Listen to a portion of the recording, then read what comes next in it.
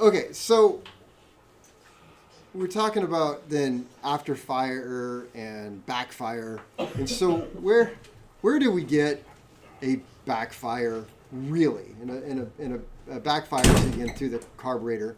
So make sure I keep my notes here. D. And I think in your book it talks about, and there may even be a Q&A question that talks about, well, you get an afterfire because the flame front is going so slow inside of the cylinder that it's still burning by the time the intake valve opens, and that then will start this backfire. Now let's think about that. So we're coming up on compression stroke. We'll start at the beginning. So we have intake. We'll start there. Compression. We have ignition happens. Flame front starts. We come up. Peak pressure pushes the cylinder down. Down here, now the exhaust valve is open. It's going to start pushing out all that exhaust. Okay, with the flame front still going. And then the intake valve is going to open. And then the flame front was still going at that point. And it's going to start and go back that way. Does anybody want to buy into that one? Okay, me neither. So we'll say it is not likely. Well, that's an oceanfront property in Arizona. Well, there's lakes there. We'd be wasting a lot of power that way. Yeah.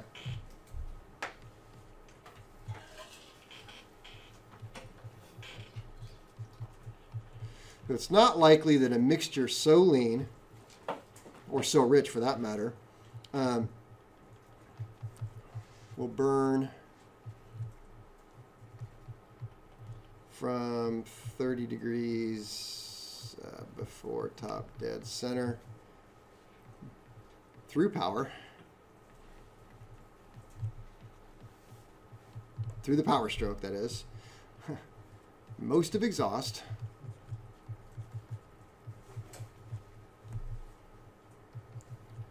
to the point the intake valve opens.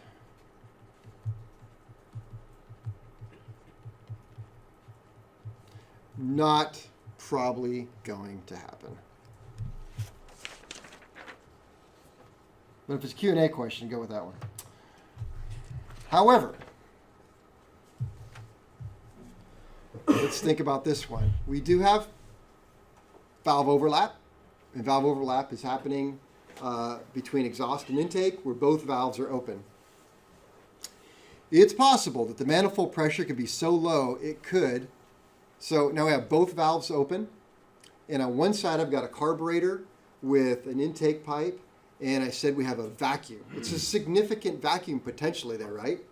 So if I have a significant vacuum going through into a cylinder with both valves open, out to exhaust, which kind of has some higher pressure, what happens if we just kind of take a snapshot in time with all that air? Which way would it want to go? From the exhaust Back to the vacuum. So if it does that, now I've got a fuel air mixture and I've got, say, 1200 degree hot air going back that way. What could happen? It could light off. In fact, it doesn't take air quite that hot. There's a problem with turbocharging because whenever you compress air, it gets hot. You could actually turbocharge something to a point where the air gets so hot that it just lights off the fuel air all by itself. That's a limiting factor of turbocharging. So that's probably more likely what's happening. So we could say during valve overlap,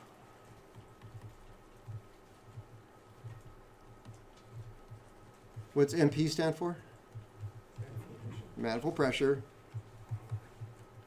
is so low that it is pulling hot exhaust gas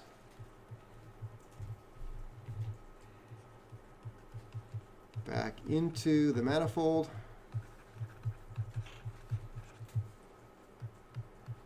and lighting off the FA. What's FA? Fuel air. Fuel air mixture.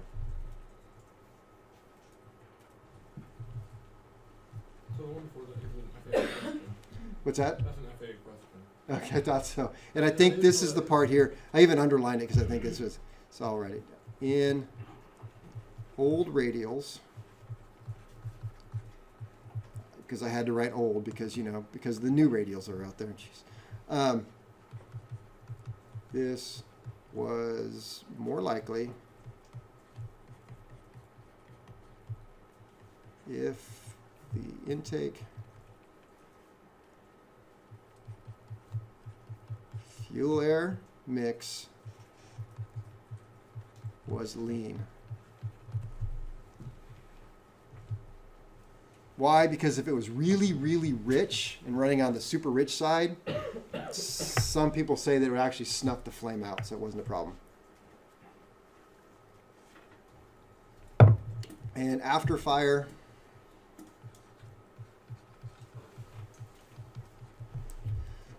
is usually caused by excessive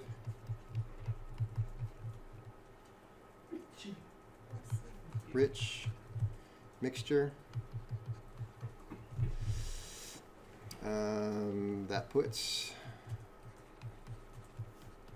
raw gas into the exhaust. You want to talk about after fire. Boy, I got some doozies. So at the end, near the end of this class, as you finish your projects, we are going to be running the engines in the aircraft that we have. So depending on who gets done and everything else, we can run the Cessna 172 with the diesel and the FADAC engine in it. It's a diesel engine with a FADAC control. We'll run the Bonanza and potentially the 310. The 310 I don't love to run because it's very difficult to get started. The fuel injection on that thing just really needs to be set up well. But the Bonanza starts easy.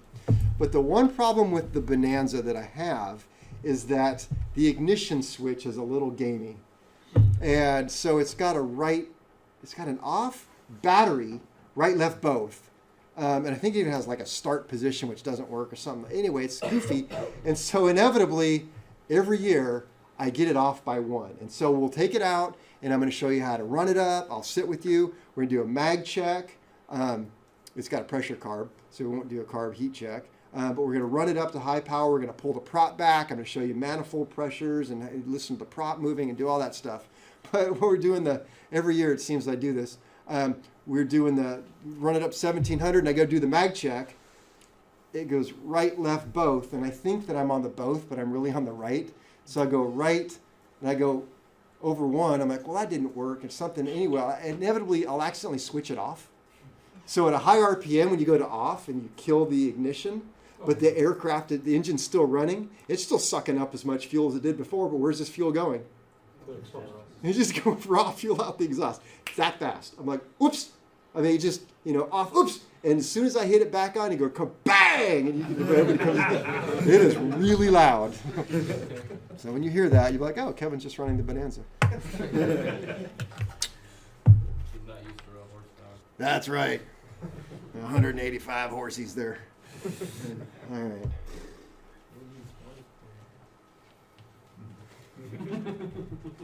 How did that FAA question She would like the backfire. How did that question get What's that? How did that question get approved? Backfire wouldn't even work. I don't know. Because an engine won't work. They didn't ask me. Okay, I am going to shift gears and talk about carburetors. But let's have a little fun with this if we can. And, well, I'm of the Gilligan's Island generation. I don't know. Has anybody in here seen Gilligan's Island besides me? All right. Thank you for my Gilligan people. And, but I guess the more modern version of this story would be Madagascar. So if you have not seen Madagascar or Gilligan's... What's that? It's a video game now, bro. Madagascar. I don't. Oh yeah, the new modern. That's the best I can do. So in both Gilligan's Island and Madagascar, of course, Gilligan's Island. If you haven't watched it, the premise is they were on a 3-hour tour near the Hawaiian Islands. They ended up on some uncharted islands, and they're stuck on this deserted island with a group of, 7 people. And they can make anything they want, except a boat or an aircraft or anything to get off the island, apparently, out of bamboo and coconuts and the prawn fawns. So they have quite a life going for them, right? And so the same way with Madagascar, except they create an aircraft out of bamboo and coconuts and things like that. So we can kind of pretend here, if you will, with me, that we have crash landed our aircraft on an uncharted desert island where we have a plethora of bamboo and various materials. And our airplane is otherwise okay at this point, except for a carburetor. And perhaps maybe our problem was a mechanic who didn't tighten the carburetor up, and the carburetor fell off into the sea, and then we coasted into the island. So we're going to have to make a carburetor based upon our limited knowledge of what we've talked about, through some trial and error, and see if we can't make a carburetor that actually runs well enough to idle, accelerate, work, and fly off the island. So, who are my smart engineers? Nobody wants to volunteer. And Well, he's German, so he's got it. all right. Well, I'm looking for the other half, because somebody's got to just go out and build the runway. All right. So leave it to the. We're going to send give Dennis and Tim a shovel, and they're just going to go work on the runway. And the rest of us are going to engineer up a carburetor. So it's a little bit the Flight of the Phoenix-ish, and so we've got to build this carburetor. How about a broken bottle top? That's your Venturi. All right. Well, there we go. Of course You not. don't Well. have broken bottles because you only have palm prawns, coconuts. All right. All right. So we've got to design this carburetor, but unfortunately, in Gilligan's Island, there was the professor who knew everything except how to build a boat and an airplane, apparently, and he could build a radio out of coconuts. But all right. So we don't, huh? Yes. She doesn't. Hannah's like, what? I know, it's a great show. All right. So here we are. We've got to figure this out. So you guys got to help me out. All right. So I've already got one suggestion, and it's this thing about a Venturi. All right. Well, why a Venturi? What is our goal? Well, our goal is we've got to get fuel from, and thankfully we didn't run out of fuel. We got to get fuel from the tank when it's a high-wing airplane, and to make it simple with just a gravity feed carburetor, into this carburetor, which to us is now just a black box. We don't know how it works, and into the engine, right? So we got to think of something. So the first thing we need to do is we need some sort of device in a carburetor that senses the airflow so that we can get the right mixture of fuel to air, right? Because we know enough about this that we know that there's a mixture between fuel and air. What is that mixture? 12 to 1, 15 to 1. 12 to 1, 15 to 1, probably closer to 12 to 1, but we have the professor is like, stoichiometric is 15 to 1. It's like, okay, 15 to 1, good, I'm fine with that. So what are we going to use as a computer, if you will, that measures air and supplies fuel at the proper ratio? So what is it in a carburetor that does this measuring of air? Nozzle? Is it a nozzle? Nozzle and Venturi? What, a Venturi? Venturi and nozzle? Well, what is a nozzle? Nozzle doesn't measure anything, but a Venturi does. A Venturi is the thing that measures the air. All right? So if we start here, and how are we going to make a Venturi? Well, I guess a piece of bamboo, because you know how they got the little rings that grow in them, right? So okay, we got. Of course, my drawing can be very 3D, and you guys may want to follow along and draw this too. It's up to you. But I create a Venturi.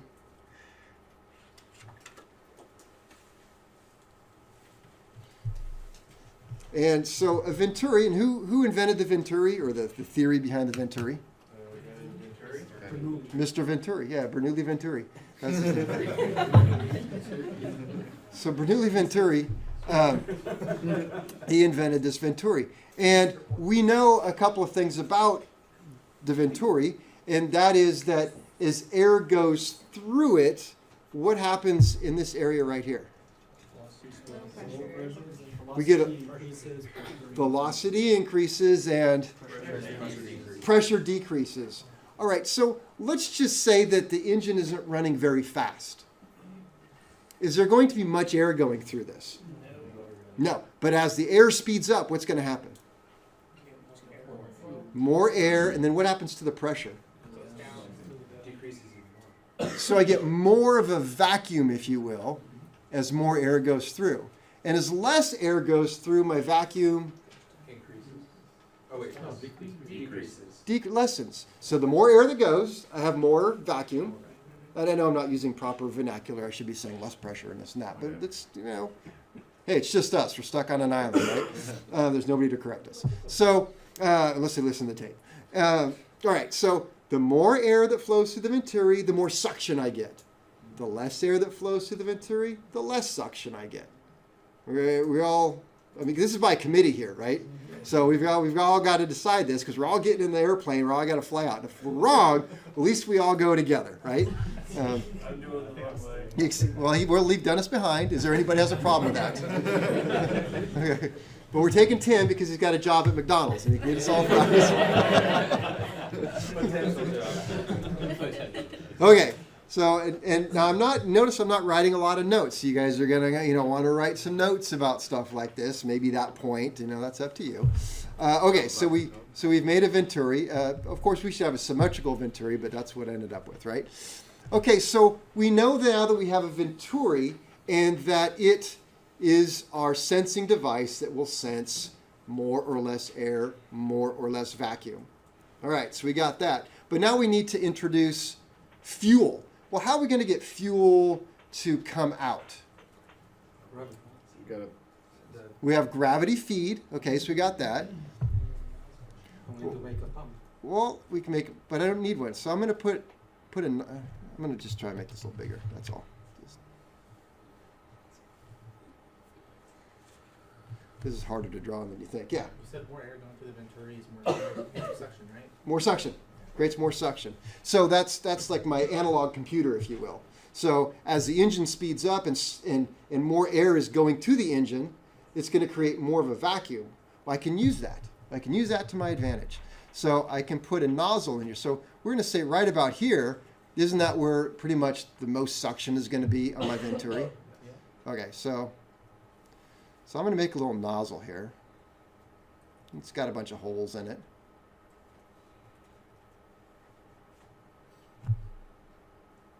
And we'll just bring this over here and go like that. All right, so now we've got this little nozzle thing going there. All right, this might work. Okay, so I got a Venturi and I got a nozzle. And so, well, might as well give it a shot, right? So I have my fuel tank will be way over here. We'll have to change this out later. And I'll just hook up a hose to it. And maybe a little valve right here, so I can open and close it. So I'm going to open the valve up, and we're going to try and start the engine. So I open this valve up right here, and what's the first thing that's going to happen? fuel will just. So you are correct. That's a better answer. So the minute I open up this valve, fuel is going to come out here and just run all over the ground. And then everybody's going to go, whoa, whoa, stop! We don't have much fuel. So we got to shut that down. All right, that was a bad idea. So let's don't do that. So we got to think this through a little bit here. We got to, so fuel that's up too high and above this level right here causes a problem. So we got to have a reservoir that's down a little bit lower. Well, if I have the reservoir too, all right, so we're going to try that. So we make a reservoir.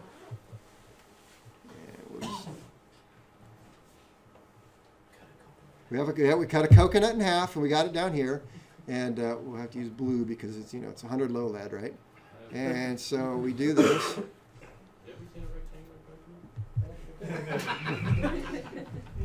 Well, we decided coconut. So this is all full of fuel. It was thrown like an ammo box, I think. And the fuel is going to be, it's going to find its own level, right? And so what I did is I just poured a little bit of fuel in there. And I said, all right, let's give this a try. And so I trust Hannah. So Hannah, get in there and give it a try. And so she's cranking over, except that now the battery dies. But so she'll make somebody else hand prop it. And am I going to get anywhere with this thing? No. It ain't going to work. We can try. We can even try, the old school method. You take out a couple of spark plugs. You pour a little bit of gas inside of each cylinder. This is true. And put the spark plugs back in real quick and then start it. And the thing, and it starts because it actually starts on that fuel that we poured into the cylinders. And it starts for a second and then just instantly dies. Or the aircraft has a primer system. We pull it out, and as you turn it over, you can prime it even while you're turning it over. And you can actually get an engine to run off prime. But it just won't go. And why won't it go? Because you don't have a fuel air mixture. I've got air coming in here. Yeah, but into the tube, you need a You don't fuel have the air fuel mixture high in the now. tube. I don't have the fuel height. Look at all that. That's a long way. There's not enough suction here because I'm just trying, I've got it on the starter or I've got somebody pulling it through by hand. That's a long way to pull fuel up out of anything. That's not going to work. And there's not much air going through the Venturi at all because it's just barely so. All right, that's not going to work. So, but who said that? Dennis took a break from building the runway. He says, you dummies, you got your fuel level too low. All right, so you got to cut some more bamboo and stuff. I thought it was coconut, yeah. I did a bamboo. I know, but it's square, so what are you going to do? And Pretty rectangular. it's Tupperware from Christiana Salad. So I fill it up. Get the ranch out. All right, so but if I fill it up too much, it's just going to run out. We know that. So now I've got it filled up, and it's just right below the nozzle right there. So this is all full up, and everything's looking good. All right, so give it a prime, and we try and start it up, and boom, this thing lights off. It's actually running. We're going home. Except what happens? It's gonna drop. The fuel level starts dropping as soon as it gets back down here. It quits. You need to create A feed. like a in fuel intake. A little valve, motor valve. Yeah. We need to put a floater valve on there. Yeah. I have a better idea. You just need to put a tube to the level of fuel that you want. So Let me see. Like those automatic cat water dishes. Okay, except we don't have one because we We didn't bring our pets. didn't. But you know what we did bring? Are these airplane memes? Yes, they are. Oh, I don't have it here. Let's see. Where did I put it? Kevin, what do you do in your downtime? You know.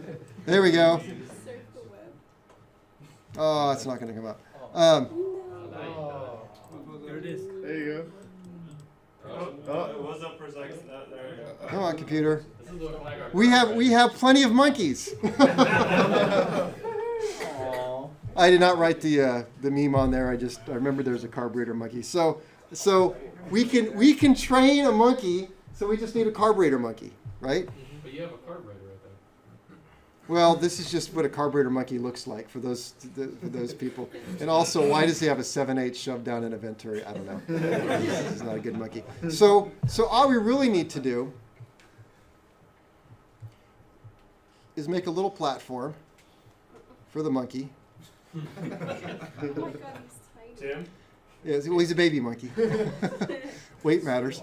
And so we'll make a little thing for our monkey. It's a big airplane, so it's a big carburetor. It's just so, and we have to make a mark on here, right? And we're going to train our monkey that whenever that the fuel level must be here and here.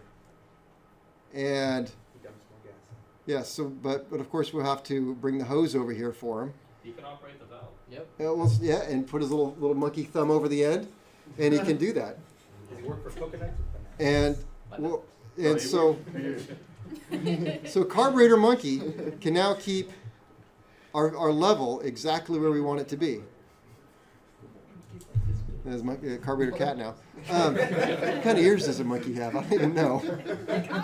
Because? The whole week monkey.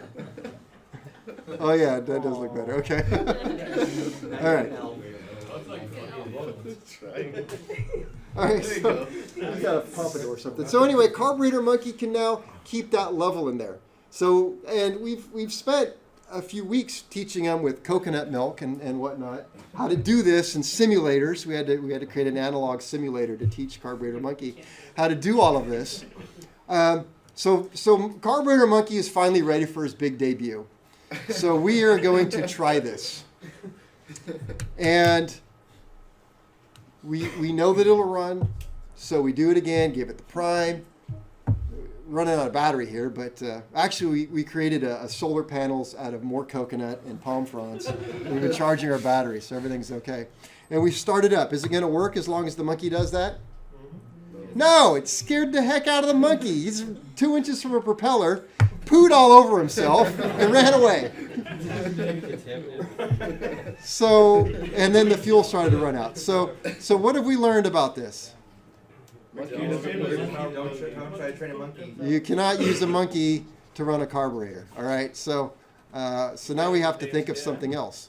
Do what? Well, Cannabis name's Tim.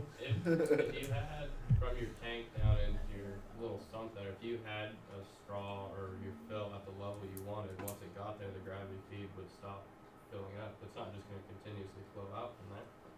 What if we ran a hose from here down? Yeah, and it was deeper than the level of overflow.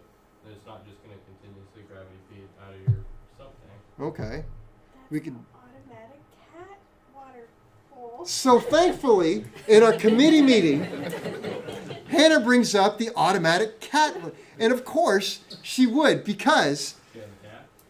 just the night before at our campfire, we went around and we voted the person most likely to be the cat lady. And Hannah was elected to that, and then she, of course, Tribe has spoken. yes, the tribe has spoken. So the cat lady brings up the automatic cat watering dish. Well, how does the automatic cat watering dish work? Just like that. How, like what? Just like you bring the hose down, Okay. gravity fed from a tank of some kind, and then set the outlet at the level where you want the water to be, and then It just spills over I on think- both sides. I think I need a demonstration. Yeah. So if you could just be so kind as to explain to me and the rest of the class how this works. I'm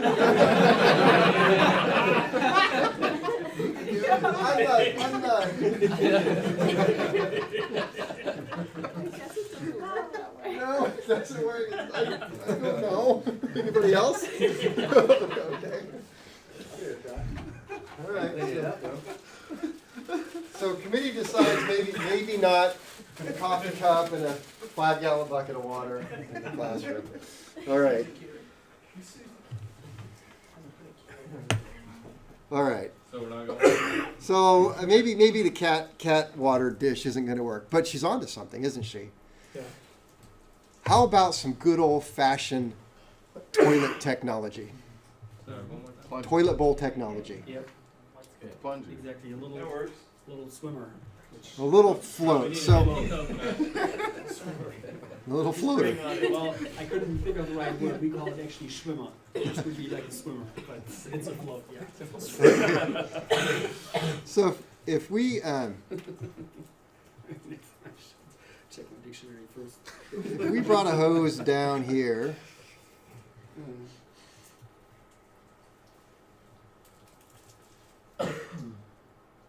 right there, and we'll put a little there. Now we have the valve closed right now, so the fuel's not going to run everywhere. And let's see, what can we do? We got to build some sort of float mechanism in here. So what we can do is, oops.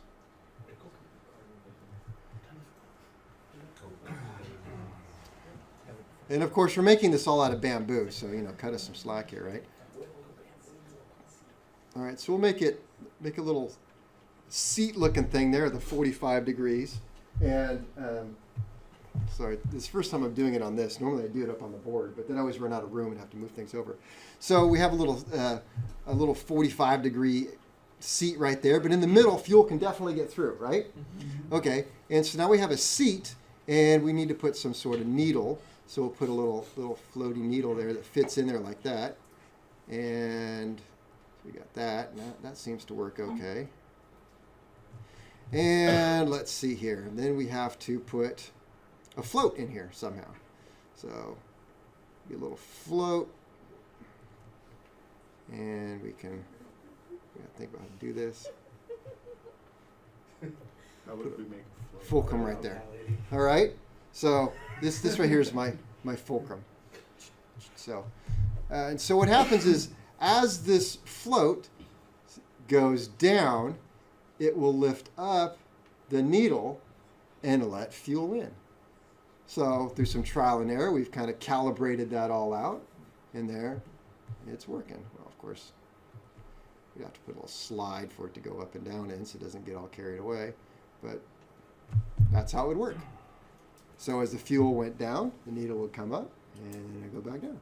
So now we've got something going on right there. Well, what happened? Yeah. So is the float always moving up and down, or does it just find somewhere where it likes to sit and it just lets it in its back? In reality, what's going to happen when we start this up, the float is going to find its spot. It's not going to go up and down like the toilet does. It's just going to kind of drop just a little tiny bit, and the engineers figure out it's going to drop a little bit. It's always going to be open, and fuel is going to be coming in. And then when you shut off the engine, it's going to shut off everything. And if you're at idle, a little bit's going to come in, and if you're more, it'll drop down more, let more in. So it's always going to want to find its level and just sit there. But remember that what's really going on there, the engine's running and shaking, and the fuel's sloshing, so it's kind of a mess in there in reality. But all right, so what are we going to make this out of? Coconut. A very small coconut. Well, coconuts do tend to have problems, every now and then. Maybe we sent Dennis out to get one, and he got us a rotten one. And if That was Tim. Tim got the. All right, so if we had a rotten coconut, and what's going to happen if the coconut starts to sink? Carburetor Monkey. Well, if it's overnight and we left the valve open up here, They run out of fuel. No more fuel. the fuel is going to drip out of here all night long. And that is exactly what happens to a Stromberg carburetor. So if you have an aircraft with a Stromberg carburetor, you never leave the valve open overnight because it just drips all night long. And it's a drip. It doesn't run. Under normal circumstances, because this never seals quite right. But if we had a hole in here and it drops down, then it's really going to run out. We're going to lose all of our fuel. All right. But aside from that, if we start up the engine and we're operating the engine and we're doing our test runs and stuff, and this gets a hole in it and sinks down a little bit, fills up full of some fuel, what is that going to do to my fuel level here? Okay, so it's going to raise up my fuel level. Oops, that is not the right one. Raise up my fuel level. And what does that mean over here? That means the fuel level wants to be about here too. So what is going to happen to my engine? Is it going to run rich or lean? Super rich. Super rich. All right, so that wouldn't be bad. But we've got this all going on here. Well, my scenario kind of fell apart a little bit because I should have thought about something else. It did start a few times, and just enough really to scare the heck out of the monkey, and then we had to, and then the whole thing went to heck in a handbasket. So we've got this all figured out, and now we're going to try it again. All right, so armed with our toilet bowl technology, thanks to the cat lady, well, you gave him the idea. So we got our swimmer here. Usually when I talk about swimmers in the toilet bowl, it's something else. So we try it again. And the thing lights off and it goes crazy, but then black smoke and the popping and the after fire and shut it down. It's not working. What's going on here? Got what? How much fuel? It's not metered at all. We just got a hole over here and we got this going. It's not metered. It's just, it's way too rich. Well, how can we meter it? Put in a meter jet. Okay, we need to put in a metering jet. So Better to stamp her off into the wood. So basically what we do is we block this off, and through trial and error process, we figure out exactly how big this hole needs to be. And it's got to be just right so that it works. And we're going to call that our main metering jet. And so now that we've hopefully we've got our fuel level set so that it's right below the outlet here. And we've got a main metering jet. We're ready to try it again. And so we try it again. Any guesses what's going to happen? It's gonna run like a top. Run like a broken top. It's better. It's better. Number one, we start it up, and what is it going to do? Engines, what RPM am I going to go to? Wide open throttle. That's what scared the monkey the first time. That's scaring all the other monkeys now. Everyone's even just standing around watching. So number one, it's going to go to wide open throttle. Number two, it's still not going to run very well. It's going to be something awful about it that's just not working well. Because what is happening is, number one, we have no way to control the airflow through here. And number two, the fuel that is leaving here is leaving in gigantic droplets. It is not coming out as a fine mist. I got a blob here and a blob here and a blob. And so it's just these huge blobs coming out. It's just bloop, bloop. And that is not what we want. We want a fine mist spray coming out of there. So we got to figure out a way to make a fine mist spray to come out of there. Does anybody have any ideas? Drill a hole in the bamboo. Smaller holes in the bamboo? Right here and here and here? Low. Low. Here? Oh, drill some holes here? There. Yeah. Well, if I drill a hole here, it's just going to leak fuel. Need a little arm. Put in another beat. 2 inches. Well, what's the theory? What are you thinking that we need to accomplish? Mix fuel and air. Aerate fuel. Aerate the fuel. What is that going to do? Start to animate. Okay, if I add just a little bit of air to this fuel, well, number one, it actually helps get it out of the nozzle. Number two, what we call emulsifies it. It mixes some fuel and a little bit of air together. This has nothing to do with the stoichiometric or the ratio of mixture. It's just adding just enough bubbles to the fuel so that the fuel comes out easily and in finer droplets, and then can be mixed more appropriately with the surrounding air. What'd you call it? Emulsification. So we got to figure out how to add a little bit of air. Well, it was suggested by committee that we just drill some holes here. No. Okay, that's probably not going to work. All right. All right, so we need to add something. Well, what kind of air do we need? Do we need something from the Venturi, some sort of No, you need atmosphere. atmospheric pressure? Okay, so here's my Venturi. Where's the best place to get atmospheric pressure? Away from the Outside the Venturi. Now, if I faced it, the air is coming up this way into the carburetor. Do I want it facing down into the incoming air? No, that would pressurize it. That wouldn't be good. You know where the good place to get good ambient air is? It's right back in here. So if I make a little standpipe that comes through here like that, Does it have to be above or below? it would have to be above the fuel level, the outlet right here. Because if it's below, the fuel is going to come through here, run through here, and then out. So right now, while we're static and not running the engine, this fuel is going to fill this up to that level right there, and that's where it's going to be sitting. So we got to make sure that goes above the fuel level. All right. And we don't want to just leave that open, because if we leave that open, we're going to get too much air. And since Dennis could only find us just a piece of reed, it wasn't enough. So we got to choke this off a little bit. And what is this little standpipe now going to be called? Main air bleed. Now, a lot of you guys are still have your turbines on your mind, so you're calling it the main bleed air. And then I just ask you, what stage is that coming off of? And, okay. So, main air bleed. Main air bleed. So we have the Venturi. We have the main discharge nozzle. We've got the main air bleed. We've got the main metering jet. We've got our float. We've got our needle seat. We got a bowl. We're looking pretty good over here, aren't we? Yeah. Well, it's only full of gas because the engine isn't running.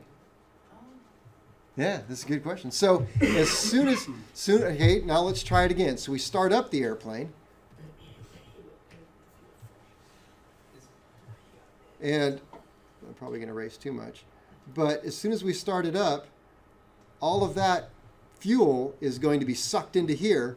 And from here on out, that's just air running through here. Until the idle circuit's closed, right? Well, we don't have an idle circuit. Oh, never mind. We're still working with coconuts. This is still working, yeah. So, and reeds and bamboo. So now when it's running, we're actually going to be getting air through here. And it's going to mix in with this a little bit. That's not where our fuel-air mixture comes from. I want to make that very clear. That is not the fuel-air mixture, just a little tiny bit of air, just a teensy bit. And just adding a little bit of air into there just to help do what to the fuel? Emulsify it, which then helps it to evaporate because it breaks it down into smaller droplets, and that means more surface area of the droplets, and then the droplets evaporate a little easier. Yeah. What was that word you just said? Emulsify. Want me to spell it? Sure. Too bad. Emulsify.